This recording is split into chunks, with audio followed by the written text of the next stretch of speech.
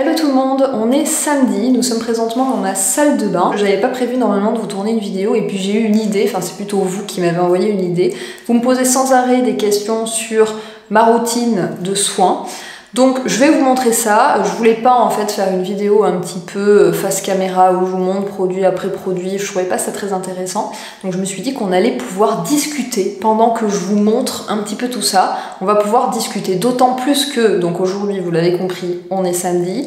Et ce soir, il y a l'élection des Miss France. Il se trouve que je n'ai jamais, je crois, regardé cette émission. Mais j'ai des très très bonnes amies à moi qui se rassemblent tous les ans pour regarder l'émission ensemble, faire leurs petits commentaires autour d'un petit verre d'alcool, etc.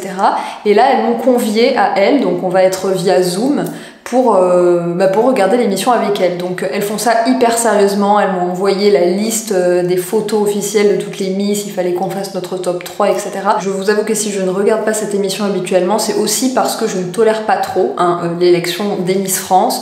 Donc une élection féminine sur un critère de beauté. Alors oui, on va dire, c'est pas uniquement sur la beauté, elles font aussi des tests de QI, etc. Mais bon, on reste quand même sur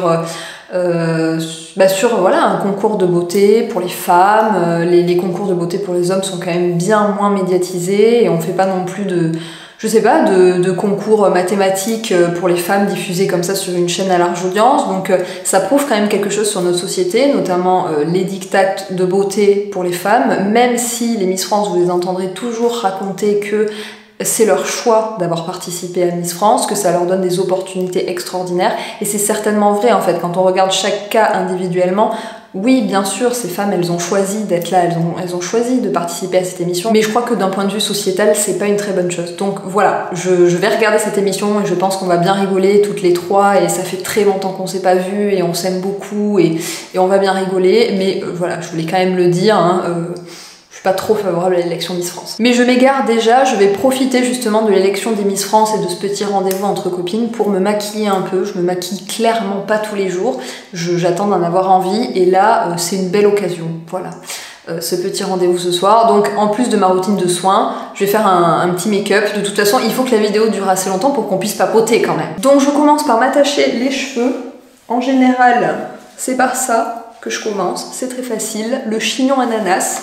Vous mettez la tête vers le bas, un tour d'élastique, 2 tours d'élastique, vous coincez, hop, et vous avez votre chignon ananas. Et pour le style, vous laissez tomber quelques cheveux, comme ça, pour avoir l'air un peu coiffé, décoiffé, et le tour est joué. Vous avez vraiment l'air d'avoir une coiffure travaillée. Vous êtes en train de vous dire, mais pas du tout Céline, cette coiffure est horrible. Oui bah écoutez, moi j'aime bien. Je vais commencer rapidement avec ma routine du matin. J'ai déjà tout mis sur ma face, donc c'est pour ça que ça va être rapide. Je commence par me laver les dents, j'essaye à peu près tous les jours quand même. Et puis je me passe une petite brume, donc ça varie, l'une après l'autre. Là en ce moment je suis en train d'utiliser la brume Olution qui est une collaboration avec Colline. Elles ont fait ce magnifique petit packaging tout coloré. Certes c'est un packaging en plastique, mais vous savez Olution ils consignent leurs produits.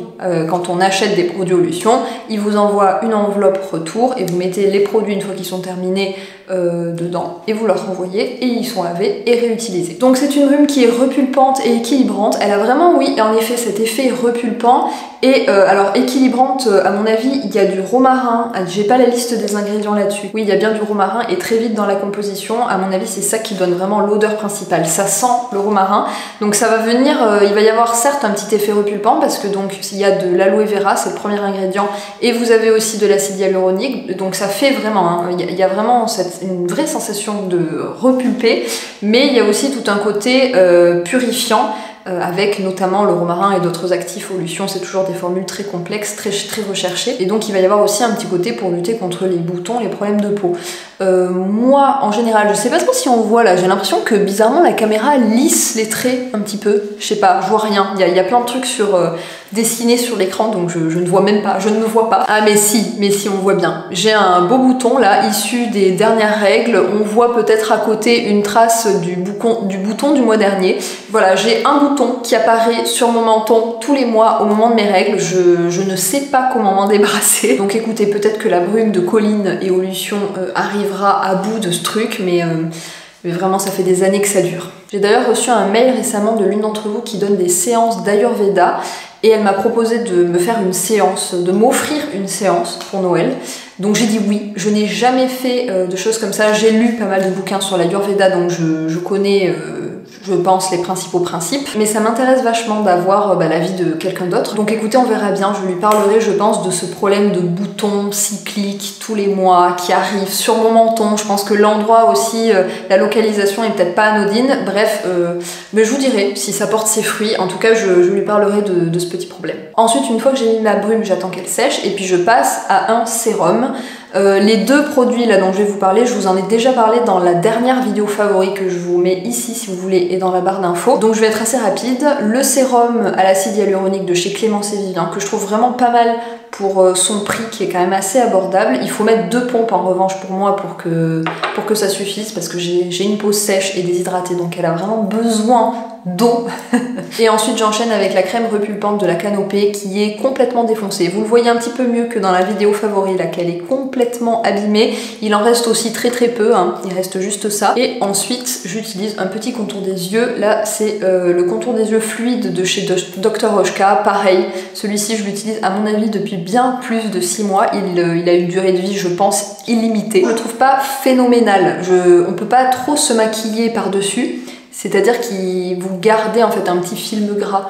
Donc ensuite si vous voulez mettre par exemple du crayon noir juste au-dessus des yeux pour faire un petit effet fumé, et ben ça va pas très bien marcher. Donc c'est ça que je lui reprocherai, en plus du fait que, même si c'est pas que un inconvénient, mais le packaging vous voyez est en métal, donc ça veut dire qu'au niveau du recyclage c'est le top des packagings en métal. En général chez Dr Oshka ils font vraiment très attention au packaging qu'ils choisissent et il y a beaucoup comme ça.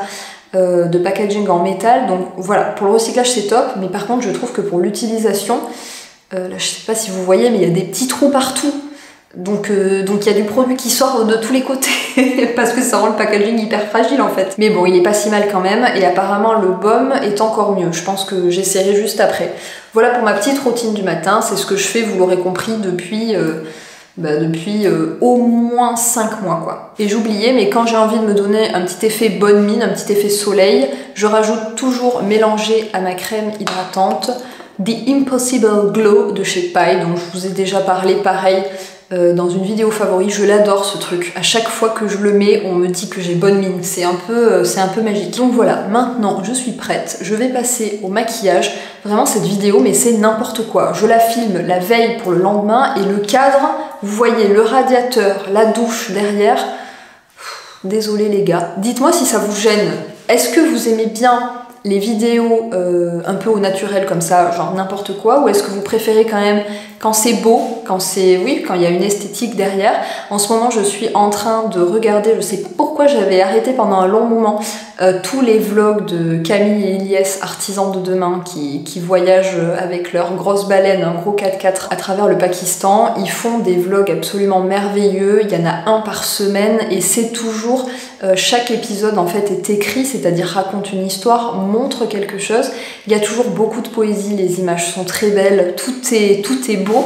Et je dois dire que ça m'inspire énormément. Ça me donne envie de bien faire, ça me donne envie de vous proposer, de continuer à faire des vlogs et puis de les faire bien, d'essayer de les faire autrement, enfin vraiment de produire du beau, alors que depuis le début je suis plus dans le naturel, même si j'ai toujours évidemment cette recherche de poésie qui est un peu partout dans ma vie, enfin j'essaye de mettre de la poésie un peu partout, mais pas de manière aussi écrite et travaillée, et je trouve que, enfin moi je sors à chaque fois des vlogs de Eliès et Camille avec plein de rêves en tête en fait, ça fait un très bel effet sur moi en fait, et je me dis mais moi aussi j'ai envie de créer cet effet chez les autres. Si je commençais à me maquiller pendant que je vous parlais, peut-être que la vidéo ne durerait pas trop longtemps.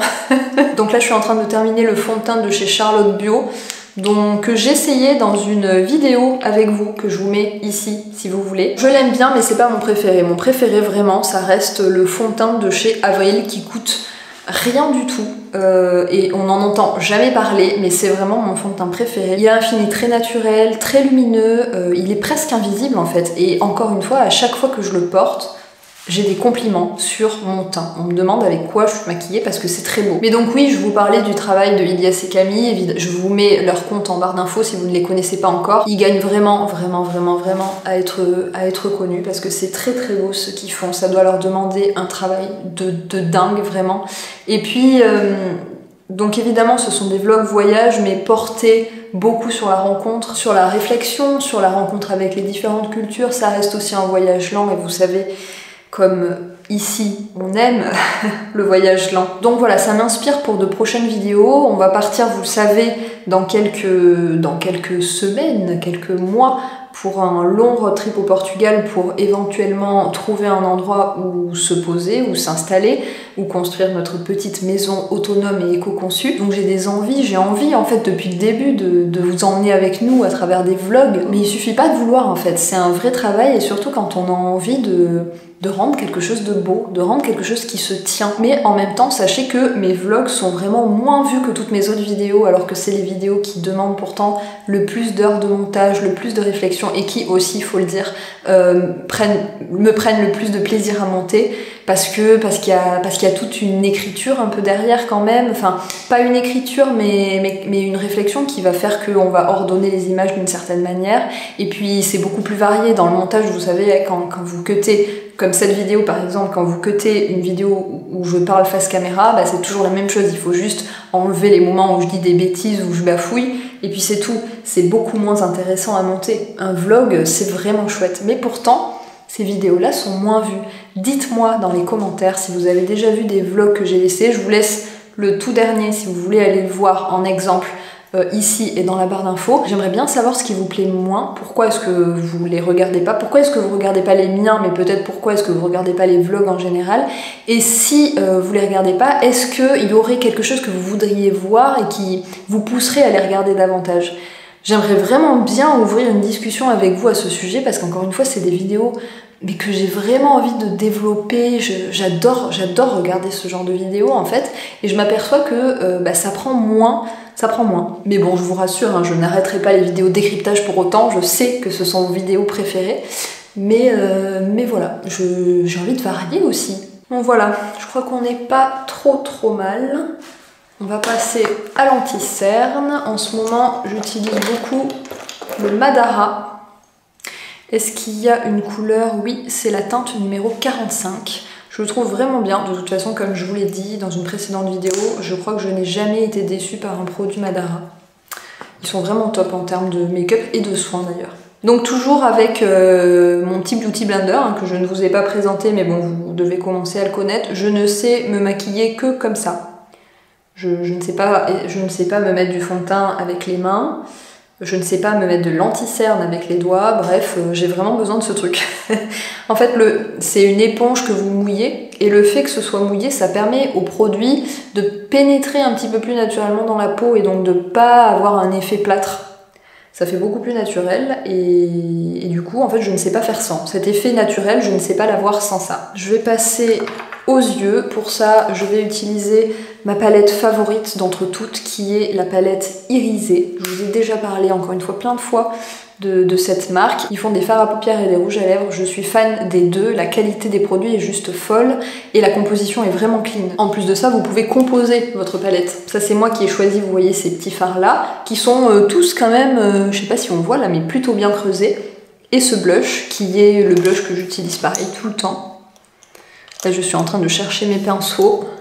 Et je vais mettre sur les yeux ce joli marron glacé. Donc quand je vous ai demandé hier sur Instagram de quoi vous voudriez qu'on papote pendant cette vidéo, j'étais assez étonnée, mais vous avez été tellement nombreux à me poser des questions sur notre couple, à David et à moi. Je ne m'attendais pas à ça, parce que c'est vrai que c'est pas du tout un thème que j'aborde en fait. Je suis là pour vous parler de mode éthique, de slow voyage, de consommation plus responsable. Alors voilà, je vous emmène avec moi dans nos vies, dans nos voyages, notamment justement le dernier vlog, on nous voit David et moi, mais c'est vrai que c'est pas... Enfin, j'en parle en fait de temps en temps forcément de notre relation, puisque David et moi on est ensemble depuis combien de temps? Attendez. Depuis 14 ans et demi. Depuis 14 ans et demi les gars. Donc ça commence à faire, hein, on peut le dire.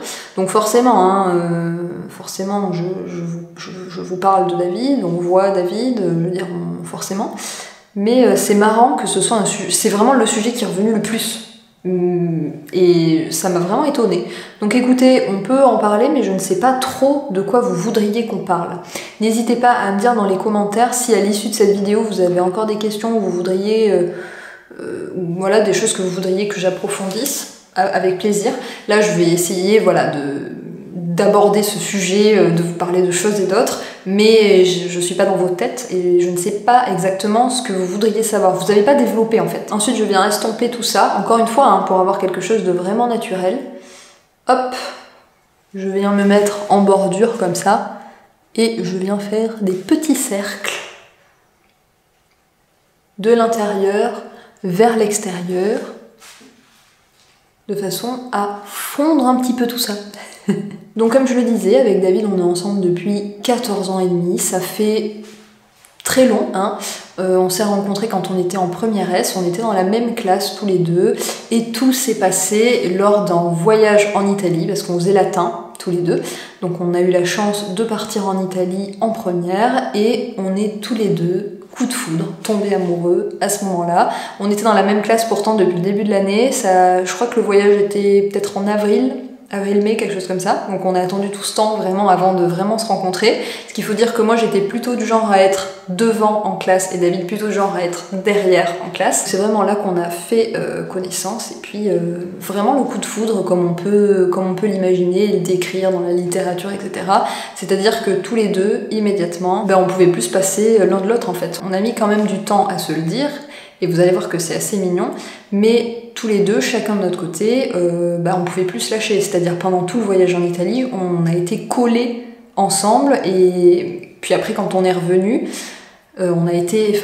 En plus, on est parti en voyage en Italie, ensuite il y avait des vacances scolaires, donc ça veut dire qu'on a dû se dire au revoir pour 2 semaines, je crois, et je me rappelle mais de la déchirure du cœur de dire au revoir à David à ce moment-là, alors qu'on n'était pas du tout ensemble, on s'était encore rien avoué, et je me rappelle de cette déchirure, on s'était envoyé des SMS pendant qu'on était séparés, et puis ensuite on s'est retrouvés à la rentrée, et puis on est devenus amis en fait, on était des amis inséparables. À partir de ce voyage en Italie, on était des amis inséparables qui s'aimaient secrètement l'un et l'autre. Et en fait, il s'avère que toute notre classe savait qu'on était amoureux l'un et l'autre, sauf que nous, on se le disait pas. Donc c'était un peu chiant, vous savez, à cet âge-là, tout le monde essayait de faire des blagues, de nous caser ensemble. Et nous, en fait, comme on s'aimait vraiment très très fort, on n'avait pas envie que ça se passe n'importe comment. Il y a notamment eu une fois où David m'a invité au cinéma. Et vous savez, on est des gens de la campagne, donc ça veut dire que pour aller au cinéma, il faut demander à nos parents de nous amener, puis après il faut que nos parents viennent nous chercher à la fin de la séance. Donc, c'est pas comme... Je suppose en fait que c'est différent quand on habite à Paris et qu'à 17 ans, on peut juste descendre en bas de chez soi, se retrouver dans un cinéma pas très loin. Là, en fait, c'est toute une logistique. En fait, il faut dire à nos parents qu'il faut nous amener au cinéma et ensuite il faut venir nous chercher. Donc on est allé voir Boulevard de la Mort, on était 2 dans la salle de cinéma, donc il aurait pu se passer 1000 choses, mais il ne s'est rien passé. Pourtant je me rappelle d'une scène de lap dance qui a duré une éternité, on était chacun hyper mal, non parce qu'évidemment on était amoureux et on avait envie de s'embrasser, de faire des choses, mais écoutez, on était trop dans le respect l'un de l'autre, je pense que c'était ça, surtout qui nous retenait, ou peut-être peut-être qu'il y avait aussi une volonté de pas briser cette relation qui était très belle déjà, alors qu'il n'y avait pas de notion de couple, etc. Mais on était très bien tous les deux, il y avait peut-être aussi ça, le fait de pas vouloir gagner les étapes, ou ouais, quelque chose comme ça peut-être. On est sortis du cinéma, on attendait que nos parents viennent nous chercher, et pendant tout ce temps, on se lisait les lignes de la main, enfin bref, c'était romantique à souhait, et la mère de David est arrivée en premier, je crois, et on s'est donc séparés, pas de bisous. Et c'est là que j'ai craqué et que j'ai envoyé le premier SMS et que je lui ai dit la célèbre phrase « T'aurais pas oublié de me dire un truc ?» Sauf que ça s'est passé vraiment à la fin de l'année, c'était la période où on passait le bac de français, et donc on s'est pas revus ensuite en cours. Donc je lui ai dit ça, il a essayé de m'appeler ce soir-là mais j'ai pas osé décrocher, et puis il y a peut-être eu 1 semaine, 2 semaines encore qui se sont passées sans qu'on se voit trop, on se croise mais timidement, on n'ose pas trop se parler, etc. Et puis le 26 juin, donc de l'année 2000, nous sommes en 2007 je crois, j'attends dans le couloir sombre de passer mon oral de français, je suis l'une des dernières à passer puisque mon nom de famille commence par un S. Donc voilà, je suis dans les dernières à passer, j'attends stressée, en train de réviser mes dernières fiches. Et là, qui je vois au fond du couloir en train d'arriver? David, arrivant dans le couloir sombre, il avait pris sa petite moto pour venir me voir au lycée. Et là, je lui saute dans les bras, on s'embrasse, et 5 minutes après, me voilà dans la salle d'examen en train de commenter le poème de Baudelaire, La Charogne. De commenter en sachant que c'était une salle, vous savez, où il y a des fenêtres en hauteur comme ça, et comme David est grand, ben, il y avait sa tête qui dépassait, et donc il me regardait, et moi je venais de faire le premier bisou à David, de qui j'étais amoureuse depuis des semaines, voire des mois, et j'étais en train de parler d'un poème sur la charogne. Donc là je viens de mettre le fard marron mat dans l'extérieur de ma paupière pour étirer un petit peu mes yeux. C'est un truc que je fais très très souvent. Et ensuite, je viens encore une fois estomper le tout.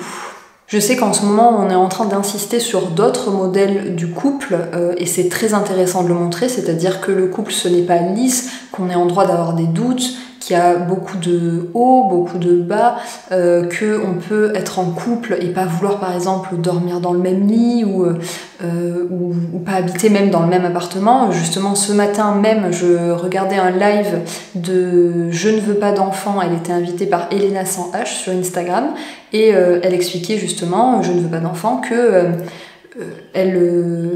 s'ils louaient un nouvel appartement ensemble, il faudrait qu'il y ait 2 chambres, chacun sa chambre, et que ils voyaient pas, ni lui ni elle, pourquoi, voilà, est-ce qu'il faudrait vivre collé, etc. Donc il y a une émergence de nouveaux modèles comme ça, une émergence aussi du discours que un couple, c'est des disputes, c'est des hauts, des bas, ce n'est pas que du positif. C'est très important parce que c'est vrai qu'il n'y a qu'un seul modèle lisse du couple finalement auquel on se rattache tous, et c'est toujours très mauvais d'avoir un seul modèle comme ça parce que quand on rentre pas dans le moule, ben on se sent nul, et en fait personne n'est vraiment nul, chacun a le droit en fait d'avoir sa propre vision, ses propres expériences, et c'est très important. Par contre moi ce que je vais vous raconter là, c'est-à-dire notre histoire, c'est du coup une histoire qui va complètement s'intégrer dans le modèle absolu du couple parfait, c'est-à-dire un coup de foudre, le respect l'un de l'autre, on s'aime très fort, on envisage toute notre vie ensemble, et puis surtout on aime notre présence mutuelle, c'est-à-dire que quand on n'est pas ensemble on se manque, et c'est surtout que chaque chose qu'on envisage faire, on l'envisage souvent de le faire à 2. On vit dans une espèce d'osmose où chacun finalement a développé des choses qui vont soutenir l'autre, aider l'autre, venir en complément en fait. Donc très clairement c'est pas forcément ni un discours ni une histoire qu'il est important de mettre en avant, je pense. Évidemment c'est beau, et en fait on a conscience tous les deux qu'on vit quelque chose de beau et qu'on est extrêmement chanceux. D'ailleurs, il vient d'allumer la scie circulaire, donc si vous l'entendez, c'est ça. Ensuite, je viens prendre un petit peu de doré et je viens le mettre dans le coin des yeux, comme ça. Ça agrandit toujours. Désolée vraiment pour le bruit de la scie circulaire. On va attendre qu'il ait fini, hein. Bon, et puis ensuite, je vais aller mettre mon eyeliner, qui est l'eyeliner couleur caramel, qui est, je pense, mon préféré. Je vais aller faire ça hors caméra, puisque de toute façon, la scie circulaire, on n'entend qu'elle. Et puis aussi parce que je ne peux pas vraiment décemment me mettre de l'eyeliner. Cette étape est beaucoup trop importante. Je ne sais pas faire. Je ne suis pas maquilleuse professionnelle, ou je ne vous fais pas des tutos make-up. Ah, la scie vient de s'arrêter. Donc je vais mettre ça dans le miroir juste là, et je reviens. Donc oui, pour en revenir avec mon histoire de couple, on coche un petit peu toutes les cases du couple parfait. Alors évidemment, quand je dis ça, il ne faut pas imaginer un quotidien sans dispute. Alors si, un quotidien sans dispute, oui, mais je veux dire, il ne faut pas imaginer une relation sans dispute. sans conversation douloureuse. Évidemment qu'il faut pas imaginer ça, et je pense que c'est justement grâce à ces disputes, grâce à ces conversations qui viennent remuer des choses et voire changer des choses, je pense que c'est grâce à ça qu'on est aujourd'hui aussi soudés et qu'on est totalement dans le respect, dans l'écoute l'un de l'autre. Mais par contre, il faut pas imaginer que c'est toujours tout facile, etc. Pas du tout, évidemment. En fait, si, je dirais que dans la globalité, notre relation est facile, elle est simple, elle est naturelle en fait. C'est pour ça qu'on est vraiment conscient d'avoir de la chance. En revanche, ça ne se fait pas sans discussion, sans dispute, forcément qu'il y en a. Mais ça ne rend pas la chose difficile en fait. Sur des moments ponctuellement, évidemment, qu'on est malheureux, on pleure, etc.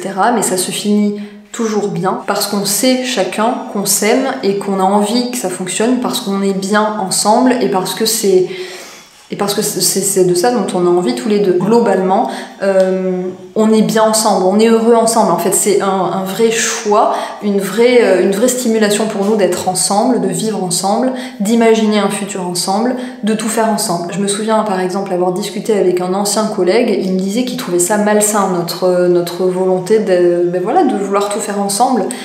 C'était à l'époque où on était en train d'acheter une maison à côté de Lyon, et que du coup on allait se retrouver à la campagne, donc moins en ville, et je lui ai expliqué que c'était pas très important pour nous, parce que nous ce qu'on aimait c'est être tous les deux, et puis quand on aurait envie de voir des copains, on prendrait juste le train pour aller à Lyon, on avait 20 minutes de train, et puis on verrait les copains. Il avait utilisé ce mot, alors que finalement il nous connaissait vraiment très peu, hein. Enfin, je pense qu'il n'a jamais rencontré David, je pense qu'on n'a jamais fait de soirée ensemble, donc c'était vraiment un jugement comme ça, juste avec sa croyance sur deux personnes qu'il ne connaissait pas du tout, mais il avait utilisé ce mot-là pour qualifier notre relation. Il trouvait que c'était malsain pour un couple d'être tout le temps ensemble. Mais en fait, je crois que simplement, il faut laisser la liberté à chacun de construire sa propre définition du couple.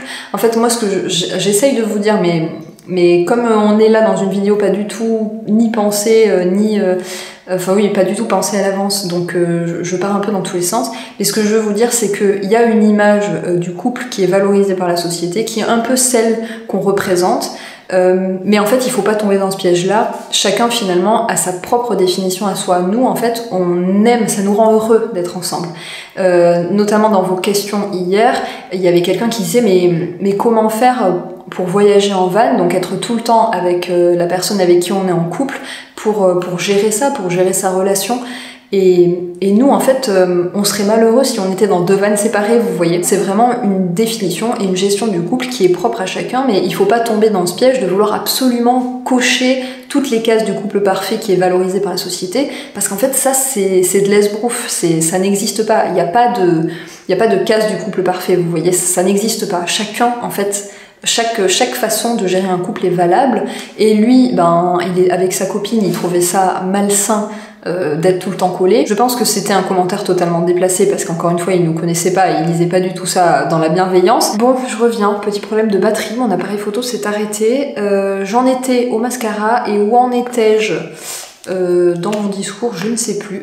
Je crois que je m'empêtrais dans des histoires de couple parfait et de chaque modèle de couple a le droit d'exister. Ah oui, je m'en prenais à mon collègue sur le fait qu'il avait des propos pas très bienveillants à l'époque, c'est vrai, mais je pense qu'il était en train d'exprimer sa façon à lui de concevoir le couple, qui était, il faut que chaque membre du couple garde une certaine indépendance, vive des choses chacun de son côté pour mieux se retrouver. Je pense que c'était ça, sa version du couple à lui, sauf qu'il se permettait de juger la mienne, et ça évidemment c'est jamais bien et c'est jamais bienveillant de faire ça. Mais bon voilà, encore une fois, il n'y a pas de hiérarchie des couples, lequel fonctionne mieux ou pas. En fait, qu'est-ce que c'est un couple qui fonctionne bien? C'est deux personnes qui sont heureuses d'être ensemble. Et je crois que c'est tout, en fait. Je crois que c'est tout, il faut juste s'apporter du bonheur l'un l'autre. Je suis vraiment sur la fin de ce mascara. Je sais pas si je vous ai dit lequel c'est. C'est le mascara Backstage de chez Couleur Caramel, qui est pour moi le meilleur de chez Meilleur.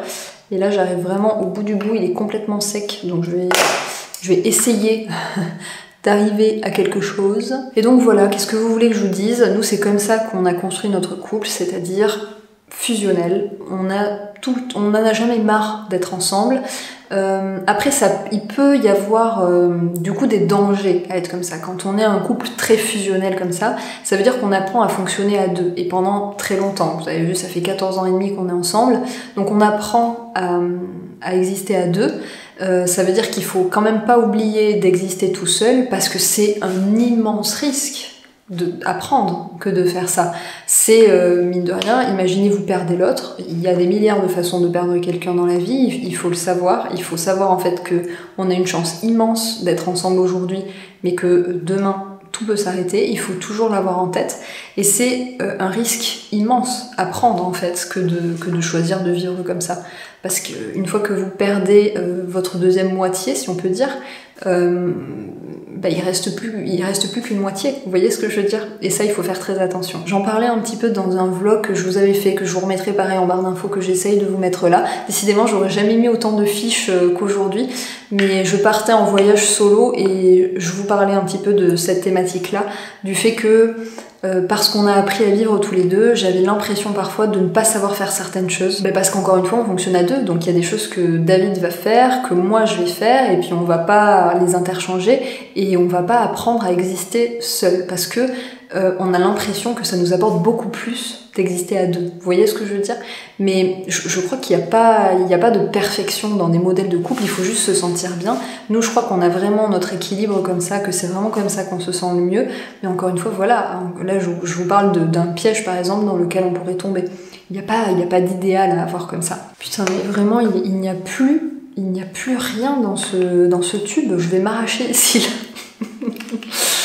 Non, là franchement, je crois qu'on arrive vraiment à... Il va aller dans la petite poche des produits terminés, celui-là. C'est une catastrophe, vraiment, parce que je suis en train de faire le mascara. Comme il est tout sec, ça fait des paquets. Heureusement que je suis pas en train de vous faire un tuto make-up, hein, punaise. La communication, mais ça, vous l'entendrez à chaque fois que vous entendrez parler du couple ou de toute relation, en fait, entre deux individus. La communication, c'est la clé. Quand vous vous sentez pas bien, il faut le dire et il faut expliquer pourquoi. Et ensuite, entendre l'autre aussi, parce que les 4 accords Toltec, vous savez, ne pas faire de suppositions, ne rien prendre personnellement, ces 2 accords-là, la parole doit être impeccable et faire de son mieux. En fait, les 4 accords Toltec, ils conviennent parfaitement à l'application du couple, je trouve. Quand on essaye de les appliquer, tout va mieux tout d'un coup. Donc voilà, lecture si vous voulez bosser un petit peu votre couple et absolument tout dans la vie finalement, les 4 accords Toltec. Voilà. Non mais finalement, je ne sais pas du tout ce que je suis en train de vous raconter là depuis le début sur le couple. Parce que je ne sais pas où je vais, voilà tout simplement, donc je suis vraiment désolée pour cette vidéo. Là je suis en train de mettre la poudre mosaïque de chez Couleur Caramel qui mélange en fait des tons un petit peu marron et un petit peu rouge, donc encore une fois je trouve que ça fait beaucoup plus naturel qu'un bronzer tout marron par exemple. Parce que vous en pensez, je vais appliquer ça avec un gros pinceau poudre qui n'est pas du tout normalement fait pour ça, mais je sais pas, je l'aime bien. Pas mal de questions aussi sur nos projets. Ça, je vous renvoie encore une fois sur notre vlog Van Trip où on vous explique tout. Je vous mets ça dans la barre d'infos où on prévoit justement notre voyage au Portugal pour trouver un endroit où s'installer. On vous explique tout, on vous rappelle un petit peu le contexte, pourquoi on fait ça, etc.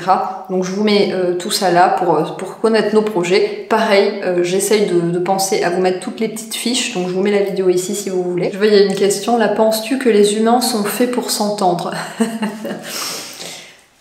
Moi j'aurais tendance à dire que oui, en fait, si tout le monde lisait les 4 accords Toltec, j'y reviens, j'aimerais vraiment savoir à quoi ressemblerait la planète. Alors là voilà, je suis en train de répondre à une question qui mériterait 3 heures de développement, voilà, voilà comment je m'en sors.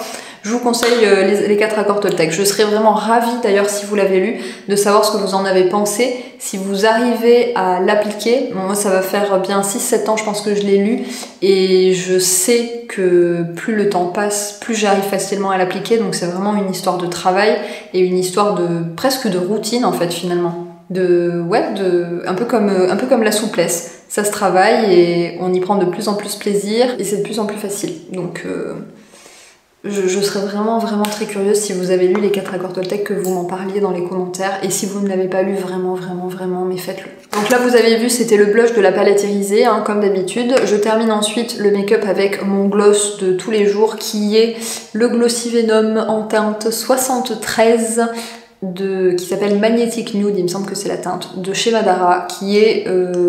Enfin voilà, le gloss que je mets tout le temps. Je trouve qu'il a bon goût, une bonne odeur, qu'il ne colle pas trop, qu'il a vraiment la même couleur que mes lèvres, donc encore une fois un rendu très naturel en général, c'est ce que je cherche. D'ailleurs, de manière générale, c'est un petit peu mon secret de beauté numéro 1, mettre quelque chose de brillant sur ses lèvres. Je trouve que ça illumine tout le visage, donc pas forcément un gloss, hein, si on n'a pas envie de mettre un petit peu de couleur ou quelque chose comme ça, mais juste du baume à lèvres. Je trouve que c'est mon secret de beauté numéro 1, voilà, c'est dit. Voilà, c'en est fini pour le make-up. Je vais me rendre à ma soirée Miss France. Je vous raconterai tout à l'heure comment c'était. J'en profiterai pour vous parler donc de ma routine du soir, ma routine démaquillage plus soins. J'espère juste que je n'aurai pas bu trop de vin. Sinon je vous retrouverai demain matin avec une tête peut-être un peu plus fraîche. Bref, on verra ça. À tout à l'heure. Attendez, je peux pas y aller comme ça. Faut quand même que j'enlève ce chignon. Allez, voilà qui est mieux. On y repart. Bon, on se retrouve avec cette lumière jaune de salle de bain à, il me semble, quelle heure est-il ? 1h30 du matin. Il est grandement l'heure de se démaquiller. Pour ça, je refais évidemment mon chignon ananas avec lequel je vais dormir d'ailleurs. C'est la meilleure façon de ne pas abîmer vos cheveux bouclés. Toujours hein, le petit lâcher de cheveux, ça, il faut jamais lésiner là-dessus. J'enlève mes boucles d'oreilles et je me munis d'une huile démaquillante. En ce moment, je suis sur le Day Over de Ocaran que je suis en train de tester. Je vous en reparlerai, je pense, un petit peu plus tard, mais Ocaran, c'est une marque qui travaille le chanvre et notamment le CBD qui est cultivé en France. C'est hyper intéressant, donc je suis en train de tester. Sinon, j'alterne en fait avec le baume démaquillant de chez Fridge Beauty qui est vraiment assez impressionnant. Je vous ai déjà, dans un précédent vlog que je vous mets là encore une fois, je vous ai déjà parlé de Fridge Beauty, je vous ai montré leur démarche, je suis allée rencontrer les agriculteurs, etc. C'était un séjour hyper intéressant. À l'intérieur de ce baume, il n'y a quasiment que des extraits végétaux. La démarche de Fridge, c'est quand même assez extraordinaire. Je vous conseille vraiment d'aller voir le vlog pour comprendre un petit peu mieux, pour plonger à l'intérieur de la démarche. Mais vraiment, ça vaut le coup. Mais comme vous pouvez le constater, il ne me reste pas grand chose.